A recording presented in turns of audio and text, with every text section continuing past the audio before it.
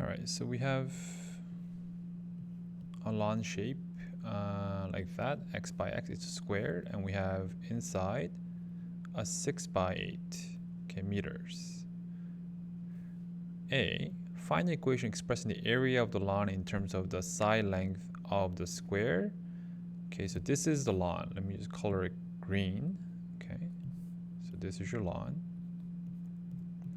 So what we gotta do is, for the area, we gotta get the area of the whole thing and just punch this hole out. So x squared, x times x, minus the product of the length and width here. So it's 48.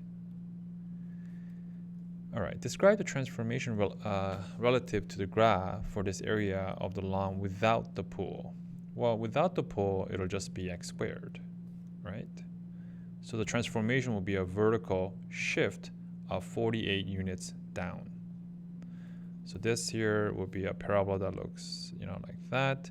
And this one here will just go down all the way to minus 48. And the graph will go up from there.